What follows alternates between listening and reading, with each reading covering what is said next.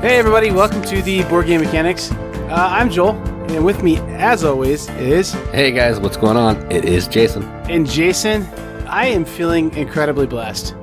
It's the month of thankfulness here, it's November, but man, I am thankful that we have awesome fans. That is true, me too. I got a nice gift in the mail, and it was super awesome. And I'm saying that in spite of the fact that, I mean, you're getting the love right now, and I'm getting the "you put up with Joel" written inside the box. I mean, you do kind of bring that on yourself. You say that like every episode.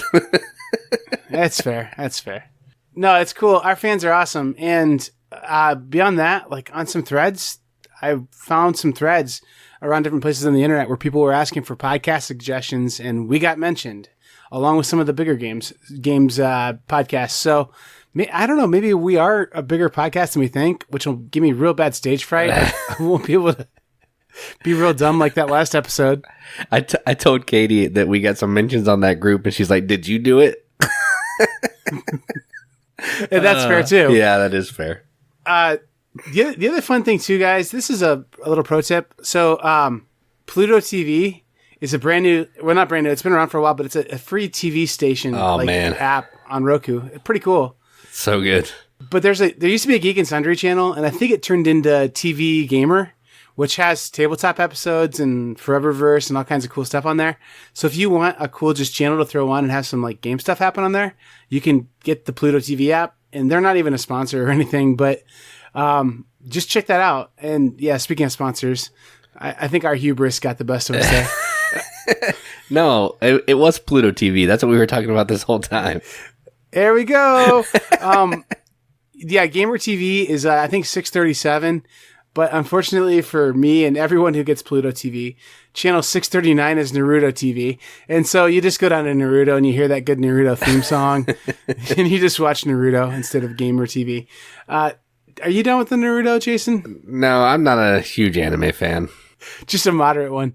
Yeah, sure. My wife would like me to be an anime fan, but I can't do it. Naruto's a good place to start. It's got a killer theme song, and I'm not kidding. Like, it's worth the Google after this show. Yeah, I used to watch Death Note, but that's as far as I got into it. Death Note's on Pluto TV right now as we speak. I know, I saw it earlier. I do like that one.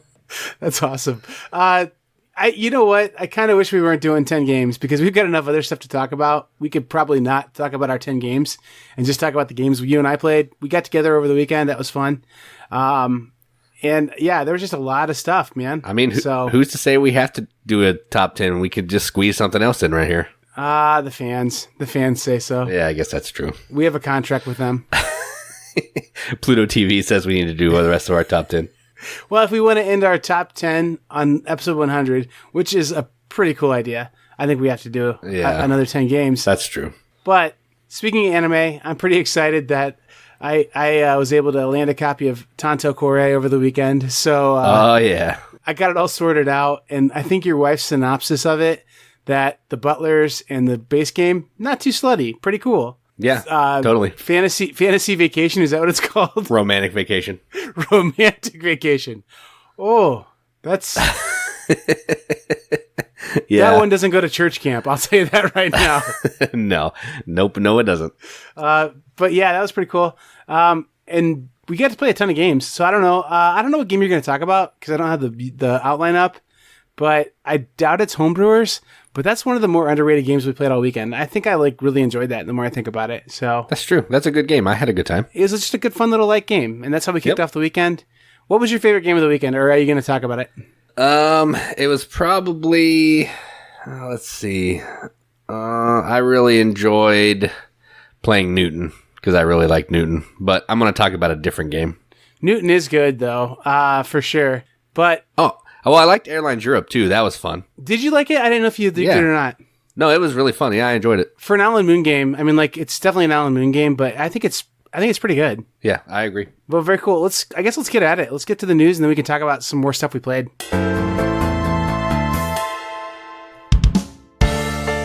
So I was browsing through Kickstarter, and there were some decent games on there, but some of them that have been covered to death. So I found one that is called Legacies, and it's a heavy Euro game. Rado covered it on his channel, and I haven't seen a ton of other people talk about it, but what this is, from what I could tell, I watched Rado play it for 40 minutes, and I have no idea what's going on in this game still. But what it looks like is you have multi-use cards, and you're using these cards to build relationships with other people on the board that are tied to these different industries. Then you're going to be trying to make these industry prices go up and down in it's a pretty simple way. They're just moving up or down the track.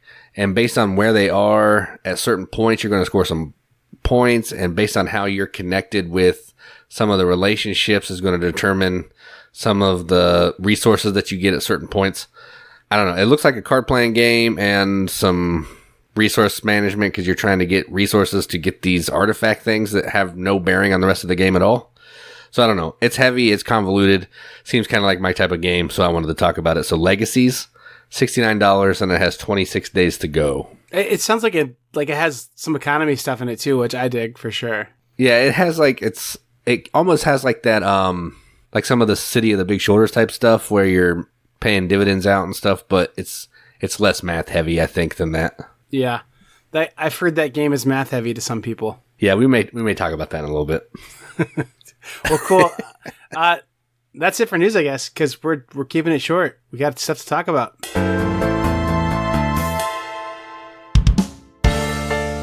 All right, so one of the games I played when we were hanging out at Gunterville, as his Wi-Fi is so aptly named, and it was a game day on last Saturday, and you were there.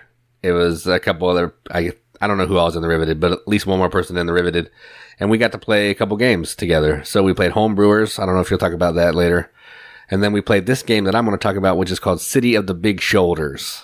Oh, so yeah, I love this game, Jason. Yeah, this is one of a game that you really like. I don't know how high it is in your list. I'm sure we'll get to it later. But what this is a heavy economic stock trading, run your factory to create goods, to turn those goods into resources that you're selling to get money to put into your company. And you're trying to divest and invest and buy other people's stocks. They buy your stocks. But if you buy too many stocks, you become a controlling share owner of this business, and then you're running another company. And there's also some superfluous worker placement at the beginning. So yeah, if I guess it's 18xx style. I haven't ever played an 18xx, but you and Jeremy were saying that it was 18xx-ish.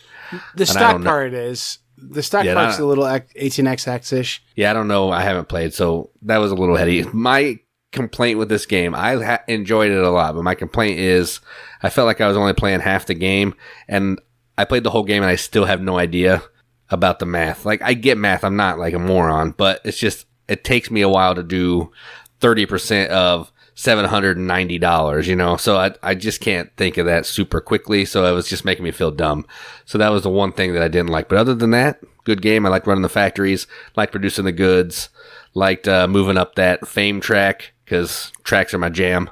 And I really enjoyed that. So City of the Big Shoulders, good game. I would like to play it again, maybe at 3. Yeah. Maybe that would alleviate some of my downtime issues. So, but yeah, I liked it. I like it best at 3. It's really good at 3, and I just think it does better at 3. It just plays a little quicker, but there's still a lot of tension. You run a lot of companies. At 3, actually, I will tend to get into 3 companies. I only did 2 in this game.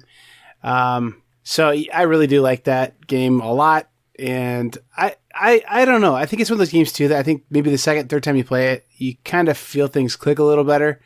I get your criticism of it, and it's not even a big criticism. It's just the way how the game is.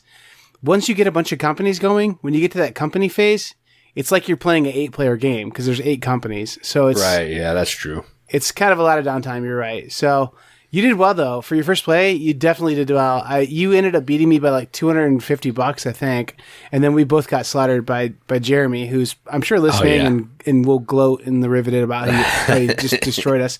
Well, he got. I think we all played really well after the second round, but somehow in the second round he got everything to pop.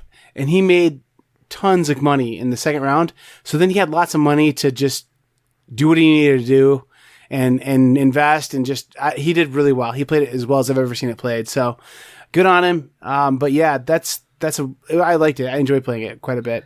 So the other guy that was playing with us, his name was Ryan. Is that right? I think so. I've never played with him before. All right. So shout out to Ryan. But I do appreciate both Jeremy and Ryan and you because Everybody plays quickly, no AP. That game probably should have been another hour had other people been playing. Yeah. So I appreciate that we banged out a 4-player game of that in 3 hours. So yeah, and it really did. It played in 3 hours, which is phenomenal. And for the depth and like kind of the journey you feel like you go on in that game, if it was a fast 3 hours, but I agree for sure. It's a lot of fun for sure. Jason, the game I'm going to talk about is going to surprise you. This is the game that was the most surprising how fun it was to me. Here we go, Jason. Okay. You ready? Yep. Prodigal's Club. Oh yeah, so good. It is. It's really good, man. I didn't think it was going to be that good. I was like, what are all these modular boards and what? I don't get this. And I really didn't get the game for the first 3 rounds. I just know you said this middle spot is really powerful. So I was like, I'll just go there, I guess. And I got these really cool cards that like basically helped me the rest of the game to just kind of be pretty strong. And it was a really fun game. I really enjoyed it. Basically, you're trying to make yourself as miserable as possible by making people mad and showing up naked to Sunday picnics and things like that. So really fun game. You're trying to burn all your wealth, destroy your family relationships. And it's actually a lot of fun. I really enjoy that game. The theme is amazing too. It really is. Yeah, for sure. I like that one quite a bit. It's a neat game. Vladimir Suchy. It's like Last Will Plus or Gamer Last Will or something. It seems like based on what you were saying. So, pretty cool though. I still don't understand the shedding coins thing as well as I'd like, but I'd definitely play this one again. I'm not sure that I'm going to go out and find a copy for myself, but it's one that I think is better than the Board Game Geek ratings on it and is better than the box looks and things. It's worth a play. It was really fun. Yeah, the thing that I like about this is you're playing those 3 mini games and your score is based on your highest score across all 3 of them. So like you can't just spend all your time focusing on one of the things because then your score is going to be really high on the other 2. Yeah, you might have 0 votes, but you have $900 or whatever. Right. So you're going to lose. Yeah. So I think I was good at this game because that's how I always play. Like I always try and balance things and not ignore anything. I don't know why. So a game like Newton, I don't do well at. Because Newton, you'll do so much better if you're like, you know what? I'm not even going to look at the world map. I'm just going to focus on these 2 tracks and just do them. And then you end up doing really well. Since I was able to balance things, I think I did fairly well at this game. And that's just kind of how I play games anyway. But yeah, that was the most surprising that I had so much fun playing it. It's also surprising I got Jason to play Wingspan, so that was pretty good. Yeah, that was fun. Like I did like that game. I just I almost wish it would have been a little longer. Yeah, definitely the last round where half your birds are on that card. Yeah, and you finally got your machines going. It's like a little I wish I had one more turn to go. Right. Yeah. But the other thing but it was too, nice. I liked it. If you went into that game not having it being pressed as like the game of all time, like it would be better. It's just the hype monster on this. It's a very good game, but it's not like the game to end all games, and that's what I think people try and make it out to be sometimes. But I do really like that game a lot. It is beautiful. But it's a good light engine building game, so I like it. Yeah, I had a good time playing it. I would play it again. Very cool. So enough about our little get together, I guess. Let's get right at it, Jason. What do you think? Sounds good.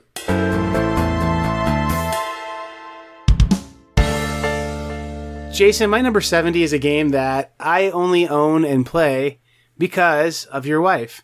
I think you guys were doing your top whatever something at some point, and on your list was Shakespeare. And I went to my local shop, and they had Shakespeare 50% off. And I thought, you know what, I'll get this game. And I got home with it. It's got an interesting box cover, but it's like in that same category of dude on the front of a box, not too interesting looking. Then I opened the box, and it's a good-sized box.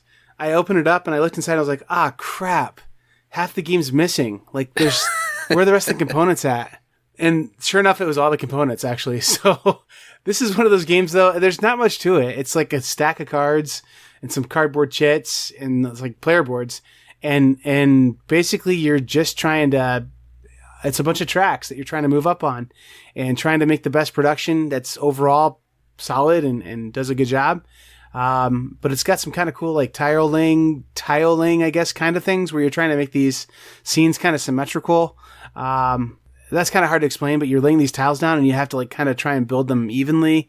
And then you're trying to get different players or different workers for your theater company that are going to do different jobs, including costuming and thespians and, all kinds of people. And it's just kind of a neat game. It's got like this worker placement, kind of card collecting. I don't know. It's just a neat game. And it's one of those games that it's obviously kind of hard for me to describe.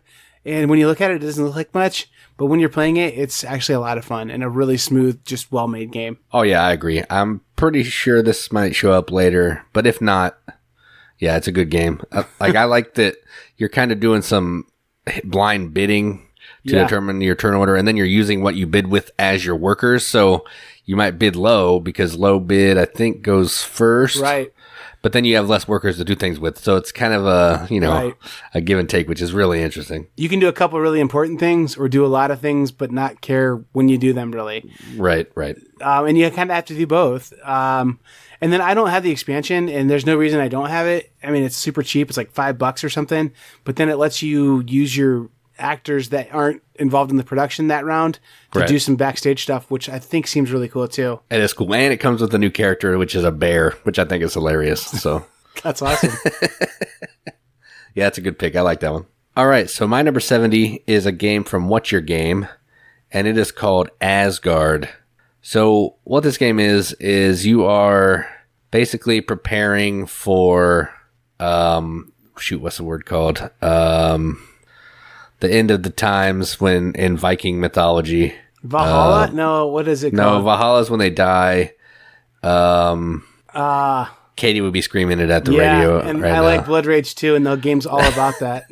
But whatever, you're trying to fight the last battle of, the Norse gods mythology. And you're doing this through some simultaneous card selection. So you're going to pick a card, and that's going to determine where you can go on this board. And each space is going to let you do a couple different things. You can build an altar to the god, which is going to allow you to put, have favor in the final battle.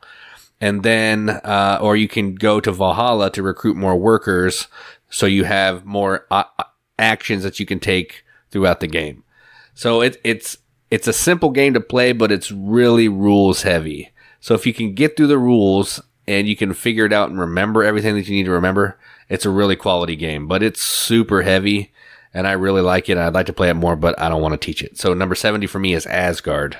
Ragnarok. Yeah, Ragnarok. Good. Yeah. I heard Katie yell it from your house all the way in Indiana. Yeah, Ragnarok. Yeah. Very good, man. I haven't played this one yet. It's sitting on my shelf, courtesy of my dear friend and co-host, Jason Smith, who had a second copy somehow, which is kind of awesome. But I definitely need to play this one. It looks good. Yeah, it is good. Very cool. My number 69, Jason, is Heroes of Land, Air, and Sea, which is also called Hollis. Because H-O-L-A-S. Yeah. It's a cool game. It's a dudes on a map 4X game. It's like a pretty standard 4X game. But it's actually like the tiny epic games all grew up and melded together and become a big box game. And you're basically doing 4X stuff to try and explore a map. And you're just doing your standard 4X stuff. And it's really a cool game because every faction plays a little differently because their player boards being slightly different. But you also have the land, air, and sea part is that you have a ship and you have like an airship and then you have guys on land and all of those kind of act differently.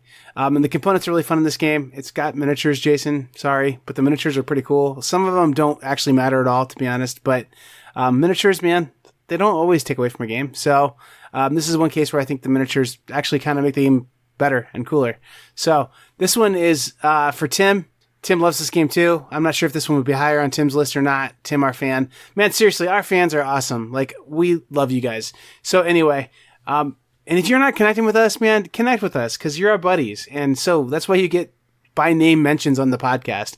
So, Yep. So Tim loves this game. I'm sure it would be higher than 69 for him. But anyway, a little like, I wanted to mention Tim just because like we missed you this weekend, buddy. And we hope to play with you again soon. So anyway, that was a little just wink and nod at Tim, who's been a big fan and a good friend of ours. So anyway, moving on. Here's Land, Air, and Sea, number 69. Yeah, this isn't one that I have played and I probably won't play, but I do like some of the tiny epic games like Galaxies, and that's it. That's all I played. This one's closest to Kingdoms, probably. Okay. I've played Harbor too, which isn't a tiny epic game, but It really is. It's in the same side box. Tiny Epic Le Havre, but Gameling Games didn't buy it. You know, I mean, that's really what it is. Right. All right, anyway. All right, so my number 69 is a game from Stefan Feld, which cost about $19 or $20 if you want to find it on Amazon, and it is called In the Year of the Dragon. This used to be higher, but I haven't played it a ton, which is partially why it fell down. But what this is it's a game that's going to slap you around for 10 or 12 rounds, and you're trying to figure out the best way to get slapped around less than everybody else. So you're taking this little dragon, and you're picking a set of 2 or 3 actions, and you get to use one of those actions. Where you go, other people can't go unless they pay money or whatever. And then, so you're taking 1 action per round to prepare you to do things in upcoming rounds. So there's never enough time to do what you need to do. There's never enough actions to do what you need to do. You're going to get slapped around. You just have to determine which rounds you're going to prepare for and which ones you're going to let the game just crush you. So if you like that and you like the game is beating you up more than you're not letting it beat you up, then check this one out. And that's my number 69, In the Year of the Dragon. Yeah, this is a lose the least and you'll win game for sure. Yep, for sure. I was going to say you used to play this one more. It used to be a lot higher until you developed a sense of self-esteem and realized you didn't have to be in a relationship with an abusive board game. So, it's tough. Yeah, for sure. Back in the old Meanfeld days, not Happy Rondell, Knights of the Round Table Feld, which I think will be later in the list if I had to guess. Yeah, I think so. Actually, that one I've been thinking more about all the time, and it might be a top 100 game if I redid this today. That's good, man. It might be. I think if we would have played it on Saturday, you would have had to cross something off your list and move this in. Possibly. I like it quite a bit, actually. The first time I played it, I sucked at it, and I still had fun. That's a good sign. So Yep, that is true. For sure. All right, Jason. Well, my number 68 is a game that means blue in Portuguese or something. And that is Azul. I like this game really fine. And I don't know if it was higher before. It might have been. But this is just a good, clean game. It's not a lot of fun to it. Like, just, this is a laugh a minute. But it's a neat little puzzle that about anybody can play. You're basically taking sets of tiles off of a bigger coaster tile and then matching them up into these little, like, half a pyramid shape kind of things. Once your row's full, you can slide a tile over, and you're just trying to make the nicest array to score the most points. Completely an abstract game, even though they try and say it's about tiles or something in a mosaic. It's really about just making something that matches your board. And actually, this one, it's crazy. This is one that I think of as being like totally a gateway game. But when you play it with completely gateway people, they don't know how to play very well. And you beat them pretty bad. And that's why recently when I played this with first-time players, I do actually use that backside where it has like the preset pattern kind of thing on there. And that really is helpful to like players that are having a hard time. So it's a good gateway game with a couple of layers of gameplay on it. And it's Azul, a pretty cool little game. So 68 Azul. Yeah, I like this one too. I don't think it's on my list. Maybe it's in my 100 to 200, but yeah, I like it. And it's gone over pretty well with people who don't play a ton of games, which is kind of surprising because that scoring at the end, beast. Yeah. Well, and there's like a lot of like little concepts that people have to understand. Like if you don't fill a row, you don't clear it off. Like, so I was playing with somebody one time and they were just slaughtering me. And then I watched them and they cleared their whole card off every time. I was like, no. You can't do that. If you don't fill a row, you keep that row in place. And then that's why you have to break a bunch of tiles because you don't have room. And they were like, oh, I didn't get that. So like, I don't know. They were scoring a lot of points because I wasn't paying attention. But yeah, it's a cool game though. 68. So other games I'd rather play, but I would probably play this one if you asked me to. That's cool. So my number 68 is a game from Uwe Rosenberg. And I actually always thought this was my favorite Uwe game. But I guess I was wrong because I don't know what I like as much as the ranking engine does. And that game is Le Havre. Yeah. So this was much higher before. Again, it's just probably because I don't play it a ton because the setup sucks. And it just kind of goes on a little longer than I would like. So in this game, you have a worker and you're trying to... You have this little boat. You're either going to take stuff from a port or you're going to use your worker to take an action of a building. what you're trying to do is you're trying to convert goods into money, because at the end of the game, whoever has the most money is the winner. So you want to buy buildings, you want to get goods on your boats, so you can sell the goods for the most amount of money to be the winner. It's typical resource conversion type stuff, but in an Uwe Rosenberg package. So my number 68, Le Havre. Last time I played this game, I got it out to play it, and I remembered about the whole phase where you're building boats. And I was like, oh yeah, this is a lot more involved than I remembered.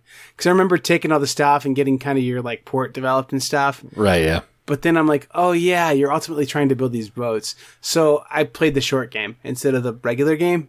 Right. And the short game isn't quite as satisfying, but I would say it's similar in the amount of time played to like ratio of like happiness it makes you have or like gratification you get from it. So the short game's not bad on this, but you're right. It's just a little long. That's why it's not, like a top 10 for me, but it's, I think, quite a bit higher on my list. And I really do enjoy this game because it does feel like you're opening presents every time you get to take a stack of goods. Oh yeah, it's just for sure. The game feels a little broken, like it's being too generous, but then really you still like, I don't know, you don't get beat around by this game much, but I do like it. It's happy people at a port instead of miserable people on a farm by Rosenberg. So I mean, you still do have to feed them though, which kind of sucks, but super easy though in this game compared to that's Agricola.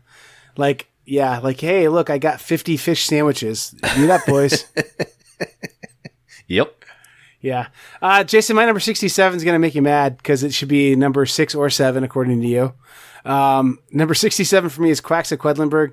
I like this one a lot. The more I play it, the more I like it. I don't think it would have hit the top 100 a month ago. Played it a couple times in the last month, and I really enjoyed it. So, I don't know. It's just a good game. I don't typically like Push Your Luck because I have such bad luck, it feels like, but I really enjoyed it this last time.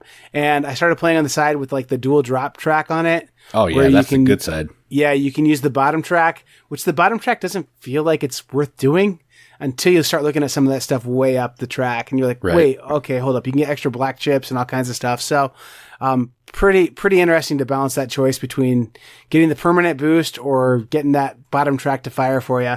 So Quacks of Quedlinburg, really good. I have not played with the Herb Witches, but I've heard the Herb Witches make this game go from about an 8 to a 10. Oh, so yeah. I've heard it improves the game quite a bit, honestly, which is weird because when I've heard it described, I'm like, oh, that's so tacked on and a money grab. But everyone I've talked to who's played it goes, no, it's really awesome with the Herb Witches. So I'm going to have to check that out. I mean, yes, it is kind of tacked on, and all those Herb Witches powers, every single one of them breaks the game. It's like Marco Polo style breaking, but you can only use each of them one time. So then it kind of balances out because everybody has the ability to use them all. So yeah, it's so good. And there's new chips that are just amazing. Oh, it's good times. I'm going to have to get more coin capsules. Yeah, because there's a whole pile of more chips. Yeah, that's cool. All right. Yeah, that was my 67, Quacks of Quedlinburg. I'm guessing you might talk about this one more later. Yeah, it'll probably show up later. My number 67 is a game all about being piratey, and it's called Libertalia. Yeah. So Libertalia is a simultaneous action selection where everybody's playing with the same cards for a while. And I say for a while because as the game goes on, people's hands are going to get a little different because they're going to have different cards left over. So what you're going to do is you're going to pick a card, you're going to flip it. The cards are going to fire off in like a number order. If there's ties, there's a little tiebreaker on the card. And you're trying to get booty from the ship, and you're trying to have certain types of people in your ship. I can't remember, the den or something, to end up scoring points at the end of the round.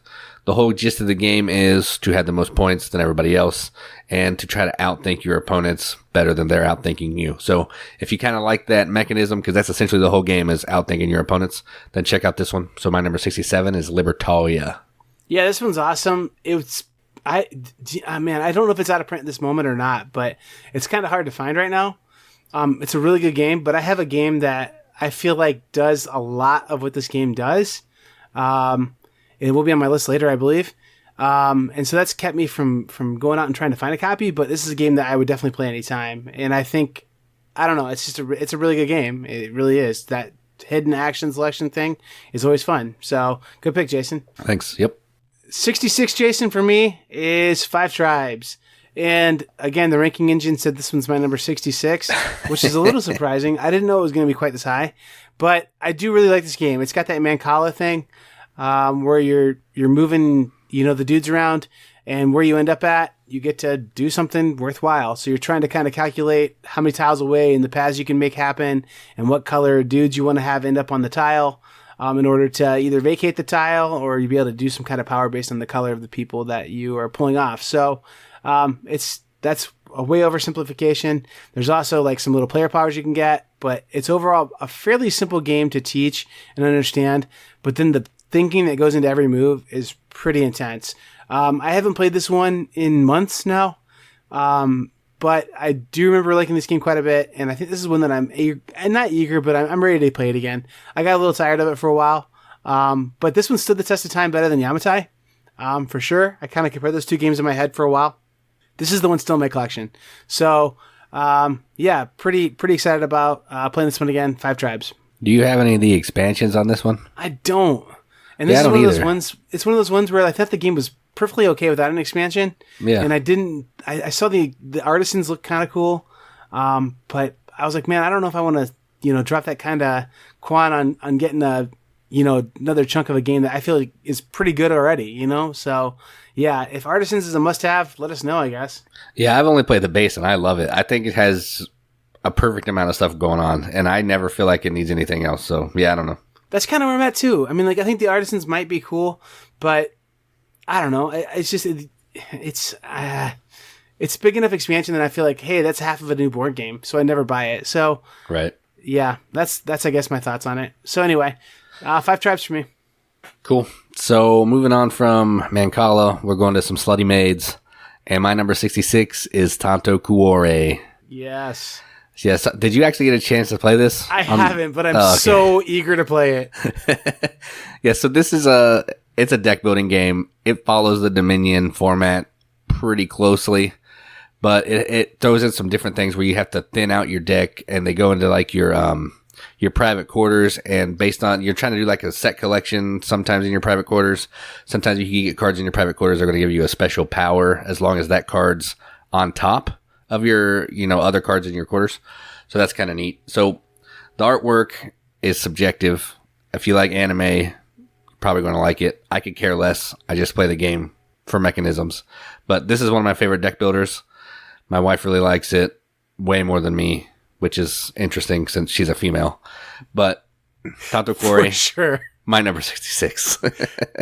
Listen, I think, like, almost tongue in cheek, I think it's just a really great, hilarious theme. Like, I'm not a misogynist, at least not overtly, and I just think it's funny. Like, the theme is just ridiculous, so it's kind of funny. Yeah, it really is ridiculous. But it's got kind of cool things. Like, every set seems to have like a little side thing going on with it, like meetups or like trials or whatever. And so that's kind of cool, I think, too. So yeah. And like, you can own beer stalls in the one, I guess, like all kinds of crazy stuff. Yeah. Oktoberfest is really good. And they introduced some dudes in there too, in the newest one. So, but they're not as scantily clad. So sorry, ladies. The, Winter Romance, I think, is the one with the butlers. Yeah. Yeah. That one looks really cool, and you can set people up, and it says like meetup successful. I don't know. It's got those dual-sided cards. I don't understand how that mechanic works yet. I'm not going to pretend like I do, but it looks interesting to me. You will. This is one that, honestly, I am more eager to play this game probably than I ought to be. Like, I really just want to play this game pretty bad. Like, it's really good, dude. It just looks good. And cover the children's ears. My favorite line that I made, I'm going to quote my own fun line, is, these cards sure do seem waterproof. So... Yeah. They really are nice quality cards, though. Like, they really are, yeah. So anyway, all right. Whatever. I'm moving on. Number 65 is a spicy game, Jason. Very spicy. I thought we just talked about that. Scoville. The other spicy pepper game. This game is like basically a worker movement, worker pathing type game where you're making hybrids of peppers in order to fulfill recipes. And then also there's like an auction too at the beginning of every phase. So you can get some peppers from the board, harvesting them and making hybrids, or you can get them from this auction. But then the auction's kind of the only way you can get some of the peppers later in the game, because like as you pollute the pepper population, there's no more pure yellow peppers that are going to pop out. So it's kind of interesting to see that shift that happens too, where at the beginning of the game, you're like, I don't care about those. I'm just trying to get the higher level peppers. And then towards the end of the game, you're like, oh man, these beginning peppers that are really hard to get are like going at auction for kind of a lot of money and stuff. So, kind of interesting that you're just trying to collect certain peppers based on what you need for recipes and contests. Pretty cool game though. And it plays fairly quick. It's fairly good pacing on it. And you're really interested in what every other player does. So you're staying engaged the whole time because you want to see who's going to block you where, who's going to plant what peppers where, so that you can't or can do what you want to do. You're always looking at the board to try and find advantages that you think might help you to fulfill those recipes more efficiently than other people. Just kind of a neat little game, pretty fun. The only weird thing on it, and I don't know why, I think it probably has to do with the fact that they punched the board to have the peppers, like the holes in the board, which is essential. Like the board has holes punched for these peppers to set down into the recessed board, which is super clever and keeps the game from sliding and being ruined with every, if you looked at the board wrong, it would be ruined if it didn't have that. Right, but it has like, they're puzzle pieces that snap together, which is kind of weird. I kind of wish they could just have like a dual fold board for it, but I guess maybe with the manufacturing process that wasn't possible. And this one does have an expansion that actually is out, and I've never played it, but it looks kind of interesting as well. So Scoville from TMG, my number 65 game of all time. I would play this one about any time. Yeah, I think I talked about this maybe last week. I really like this game too. It's super fun. It's in both of our collections. I mean, that's a good game. You know, when you play my copy and you're like, I need a copy of my own. So that's true. And there's quite a few games on this list that are the reverse, where I played your copy and I was like, I need to own this. And those are probably higher on this list than that yet now. Oh, that creaky door everyone heard was brought to you by my dog. He's coming to say goodnight to me, I guess. All right. My number 65 is a game that gets like no love at all. It's from Renegade. I think it was one of the first games that I ever got from Renegade, and it's called Covert. So what this game is it's a dice placement game, and based on where and how many dice you put down is going to determine how strong some of your actions are, or how many different types of cards you can get. So you're trying to use these dice to move around this map, kind of Ticket to Ride style, because you got to get some people in certain locations, because they're going to reference goal cards that if they're not in that location, you can't complete the card. You're trying to get different types of items, like a shoe phone, recording device, false documents, so on and so forth, guns. And you're also trying to get new missions so you know what type of stuff you need to collect. It's a fairly light game, but it's done in kind of a medium package. It has a lot of setup and there's a lot of rules overhead, but the way you actually play it is pretty simple. So if you like dice placement, you like fulfilling contracts and collecting cards to do that type of stuff, then I say you need to check this out. So my number 65 is Covert. Yeah, so this is definitely one you don't see out in the wild, Jason, and I think it's a pretty neat game. I played this one once. You really do feel like a spy going out, placing these die, gearing up to be a better spy. Kind of a neat game, but I think you're right, Jason. You just don't see it out there very often. And for somebody who's a big James Bond fan like you, I could see where you'd love this game as much as you do. Oh, for sure. It's super awesome. Yeah, I think the theme is partially why I like it. The dice placement, yeah, it's whatever, but it's the theme pretty is light. Cool. Yeah, it is fairly light, but it's fun. But yeah, the theme's awesome, for sure. Well, speaking of a game that's completely opposite, the theme is, what theme? But the gameplay is awesome. Yes. I have Grand Austria Hotel, where apparently you're getting coffee and wine and streusel, strudel, whatever it is. White cube stuff and brown cube. I don't know. Yeah. Yeah, what's a streusel? But yeah, like you're serving people food in a hotel. And like, so just collecting cubes and fulfilling orders seems like it would be enough in a game to make it a game that would be kind of fun, because you're drafting die to do that better. But then if that wasn't enough, and it's not for this game designing cooperative, you have to have a little like puzzle thing too, where you're trying to open certain rooms and certain patterns to do set collection on these rooms as well. So kind of a heavier game. The more I think about it, it's not super heavy. The rules are pretty basic on it, but there's just a lot to think about in this game, where it's like, okay, I feel ya. Like we've got to get all the blue rooms open, or get these rows or columns or whatever. So kind of neat. The theme doesn't feel like it makes a lot of sense that you're building a hotel or preparing rooms based on if you can feed people enough coffee and streusel, but It works, I guess. It's a good game, a really quality, just mechanically super sound game. Grand Austria Hotel 64. Yeah, I'll be talking about this later, but every time I play this game or talk about it, I want to watch the Grand Budapest Hotel from Wes Anderson. That's a great movie. Dude, it's so good. But like the box kind of looks like the movie cover, sort of. So Yeah. every time I see it, I'm like, dude, I want to watch that movie now. Yeah, for sure. And then like, I don't know, I think every board game has like has a Wes Anderson movie to go along with it, you know? Like Prodigal's Club, definitely Royal Tenenbaums. Oh yeah, for sure. And then Darjeeling Limited, like every train game you ever think of. Yeah, that's true. Yeah, that's awesome. That's true. He's the Hollywood board gamer, I guess. Hollywood board game, buddy. So my number 64 is a game that I played at a BGM con, and it is from What's Your Game, because I like their games. And this is called Railroad Revolution. I'm probably going to explain this poorly, but essentially what you're doing is you're using different colored workers to take different actions on your board. Based on the color of your worker is going to determine which of the 4 actions you're allowed to do. You're also trying to complete routes from one location to another, which is going to help you get points and additional abilities. Basically, it's just a take actions, fire off more actions to get some points to get more actions type of game. And I like those. And it's fun, it's tight, and it's What's Your Game. That's my jam. So number 64, Railroad Revolution.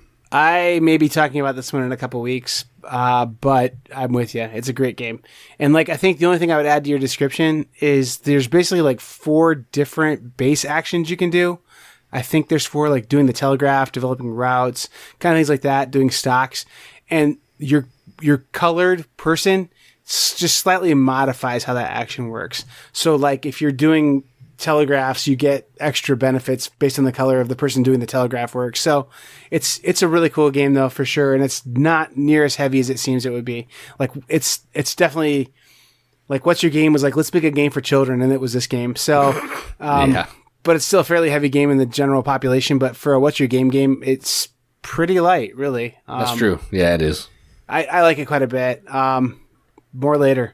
Speaking of more later, Jason, that doesn't make any sense. I was trying to do a segue there. It just didn't work. Why bother? How about this? Yeah, you should be really mean to me because I did a bad job with that transition there, Jason. And if you're really mean to me, I'd call you Caylus because that's my number 63 game. I could be the whatever that guy is. I don't even know what he's called. The little guy that follows Handsome you man around with a jovial face. slaps you around. Yeah. So Caylus is like one of the first worker placement games. Definitely one of the first ones I ever played.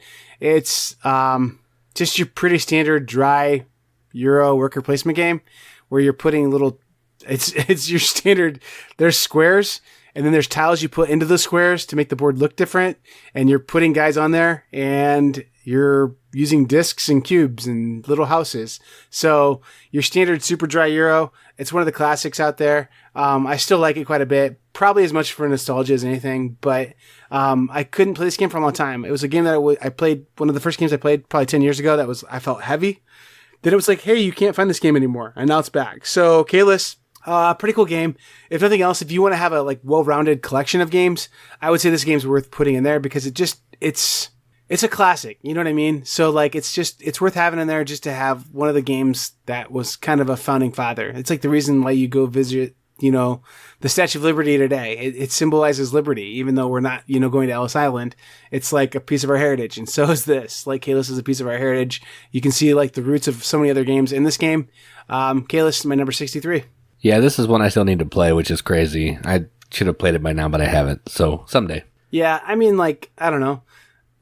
You're going to play it and go, yeah, I get why people think it's good, but it feels old now a little bit for sure.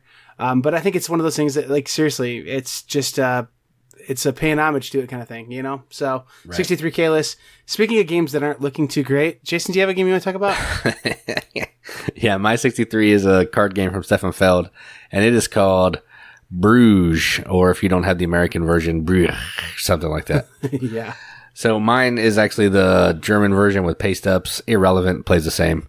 But what this is a card game. You're trying to use cards in multiple different ways. You're trying to use them to collect workers of a certain color.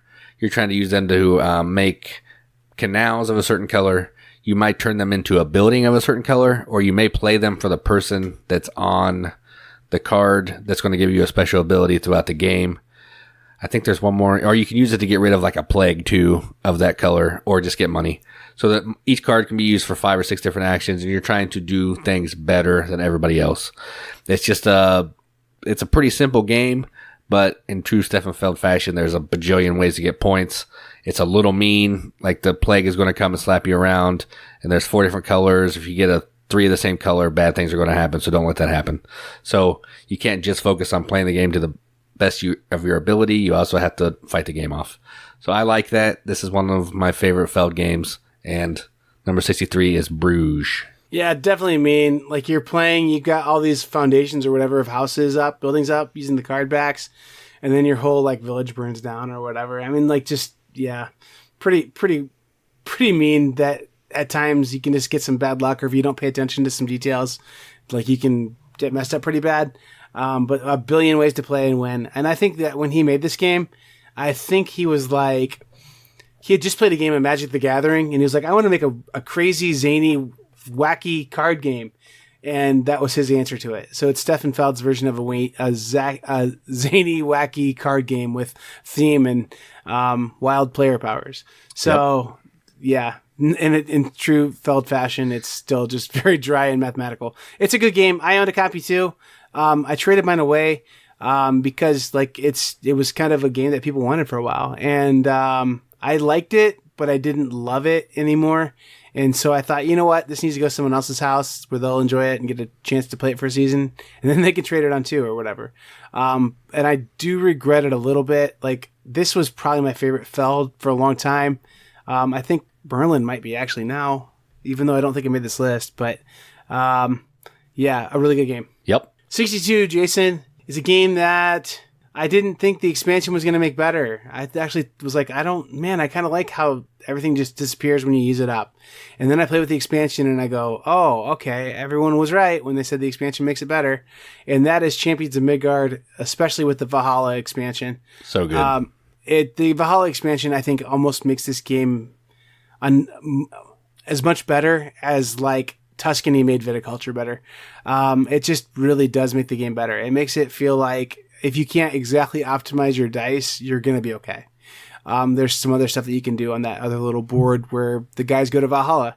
I don't have, what is it, the White Mountain? I don't remember what it's called. Mountains. Dark Mountain. Yeah, the opposite of White Mountains. I don't have that expansion. I've heard that one's really good too. But I've heard Valhalla is the most essential one, so I started there. And I still haven't gotten tired of the game playing it with Valhalla. If I do get tired of it, I might add Dark Mountain, and we'll see. But 62, Champions of Midgard. Dark Mountains doesn't add a ton. It just adds like extra baddies you can fight. And I think it gives you like a special blue dye that everybody has or something. Valhalla's better, but the other one's cool too. Yeah, Valhalla adds crazy dye too. So I mean like... That's true. That pink one is awesome. Yeah, for sure. Yeah, I like it a lot. I'm guessing you might talk about this one later. Maybe not. I don't know. But yeah, this is definitely up higher for me. Yeah, I like it a lot though. It's a good game. All right, so my number 62, I think you may have already talked about this one. I can't remember. I didn't know you liked this game this much. That's crazy. Yeah, I do. And I really do like this game. So my number 62 is Takenoko. I've played this with lots of people, gamers, non-gamers, people who just think the panda's cute and wanted to play something. We played it, and it goes over well every time.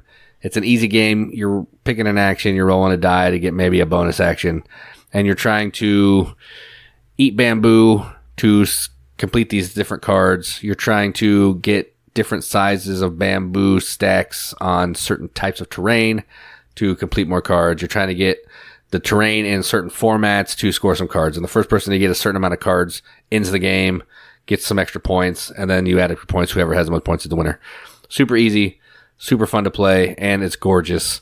So I think that helps people like it a little bit. So my number 62, Takenoko. Yeah, so my evolution of games that I play with people who've only played like Hasbro childhood games is I think you got to start, like always, with some kind of Ticket to Ride. But you may not have to if you just go straight to Takenoko. But Takenoko is one of those very first games that I play with people. And I think Takenoko is a little more involved than Ticket to Ride, but it's a really great like gateway or next steps game.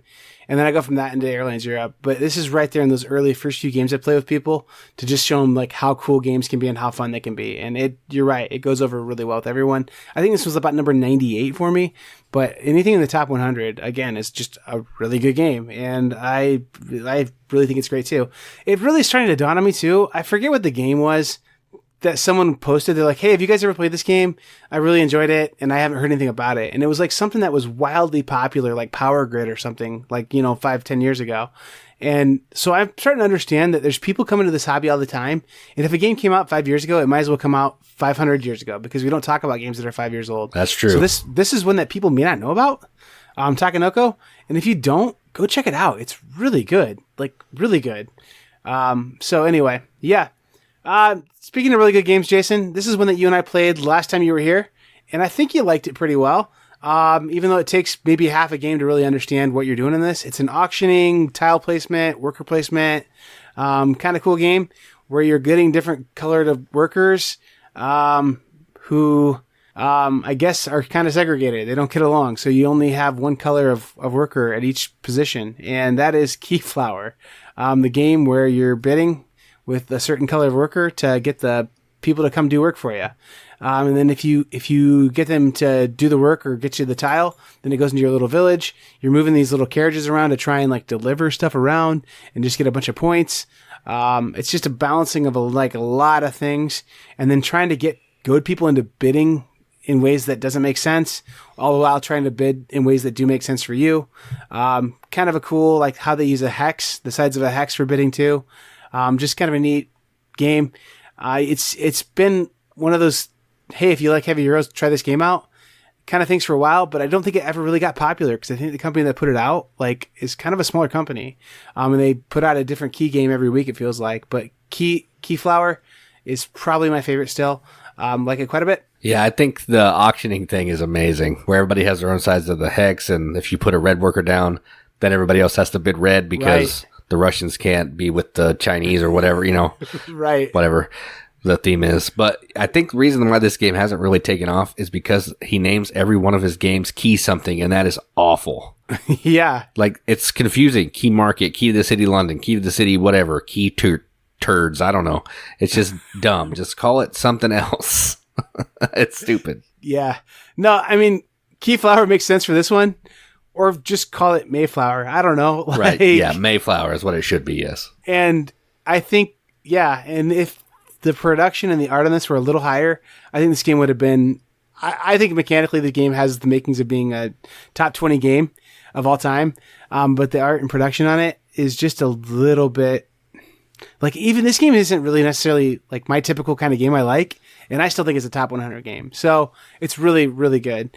Yeah, Keyflower. I'm done talking about it now, I guess. Yeah, I enjoyed this one. It's good. So the last one I'm going to talk about is my number 61, and this is a game you may have talked about before, or you may have talked about a game like it, and it's called Castles of Mad King Ludwig. Yes. So I just recently played this. Well, not recently, but in 4th of July, we were at some friend's house, and they don't play a ton of games, but we busted this one out, and it was a hit. And then I remembered how much I really do like this game. It's essentially a tile laying game. You're buying some tiles to add to your castle. Certain tiles want to go with other tiles to trigger some point chains, and you're just trying to have the most points at the end of the game. And everybody's going to have a really cool shaped castle when all is said and done, and it looks really neat. So I think this might be higher if I actually wanted to set it up, because setup gets a little monotonous because you got to get all those tiles out. You got to put them on the board. You got to remove some from the game. It's just a bear, and I don't like it. So my number 61, Castles of Mad King Ludwig. I enjoy it a lot. Yeah, I like it too. My copy spilt in my car, and the tiles went everywhere. That's awful. And then I traded that car in, and I'm missing 3 tiles now. So and I think they're in my garage somewhere, but I still don't know where they're at. So kind of bums me out, but it's a good game for sure. I've got a mostly complete copy for trade. And it's advertised as completely complete. Just don't count the parts. It probably wouldn't be a big deal anyway, really. Nah, it's some of the buildings that don't get used, so it's definitely playable, but it just makes me feel bad that my game's broken now. Yeah. But Good game, though, Jason, for sure. It's fun. It's wacky to say, oh, man, check this out. This is the heavy metal rock band room is right next to the baby's nursery. You know, I mean, like, stuff like that. I put the bottomless pit right next to the bedrooms. Yeah. Yeah. Stuff like that. Right. Yeah, it's funny. Wait, why do the stairs go down from the backside of the bedroom into the dungeon? That's weird. Yeah, stuff like that. Yep. For sure. My next 10, Jason, I'm just taking a quick look at them. Yeah. I think my highest co-op game comes in the next 10.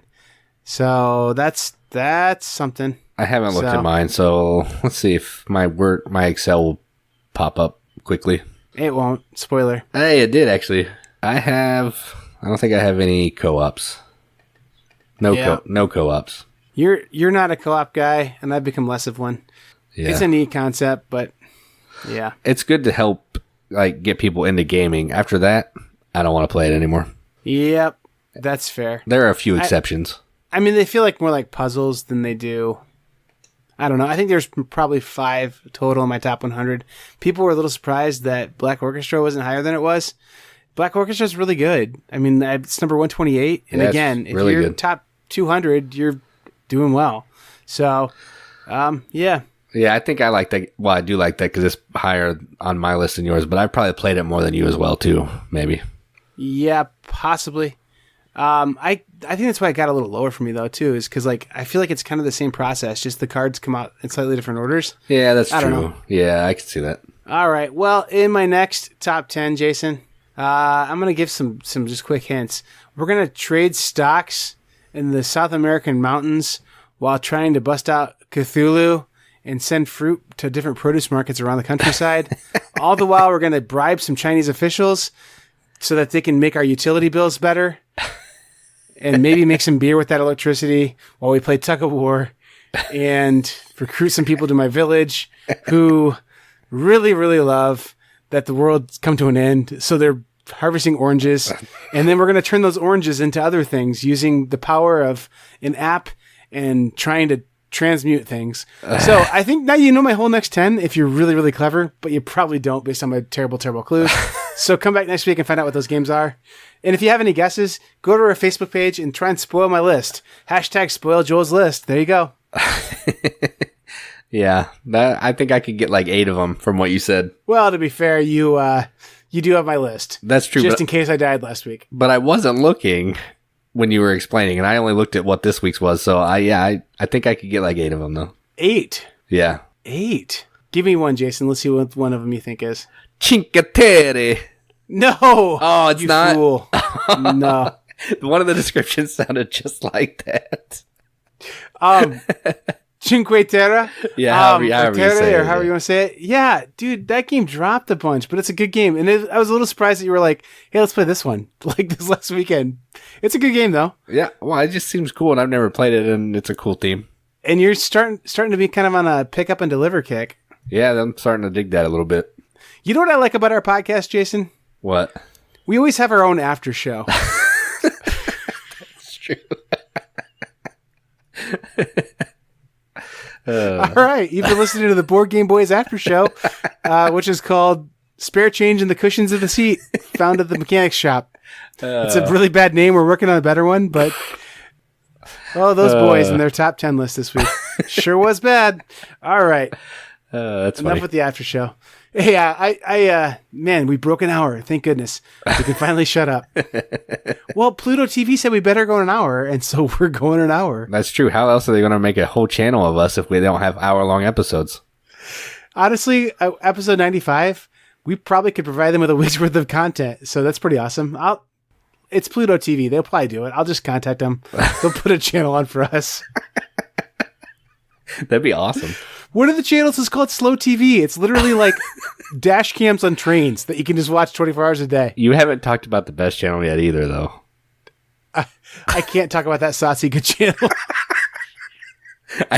I did scroll through it, and like when you talked about it, I was like, I don't even know what you're talking about. Okay, we got to talk about it because it's ridiculous. There's definitely a Tanto Cuore channel called Eye Candy. And it has some real boom, chicka boom, chicka boom, chicka boom music going all the time. And girls like dancing around in bikinis. It's the most ridiculous thing you ever see. It reminds me of that, what was that show on MTV? Spring Break or something? Yeah. Is that what it is, essentially? No, not even, dude. Like, that tried to, like, be like, hey, we're a tourism show. This one's just like, hey, this girl's gonna, like, wear her bikini and roll around in the sand while boom, chicka boom music goes. That's so stupid. It really is. It's like, yeah. That said, I'm sure there's some 13-year-old boys who love that channel. Same boy that likes Tanto Cuore. It's Joel Kratzer, circa 1993, to be honest. Oh, man. Come on, Jason. Own it. You know you were a pervy 13-year-old boy, too, because we all were. That's the spoiler. Yeah, everybody was. I mean, come on. I don't feel the need to watch Eye Candy today, but yeah, I could see that back in the day. Yeah. Yeah, back in the hardship days. Wait. Okay, edit that out. I gotta shut up now, man. I'm trying to be a good citizen. All right. I've been Joel with the Board Game Mechanics. In spite of, I don't know if I should claim the after show right there, but. All right. Yeah. Thanks for putting up with me, Jason.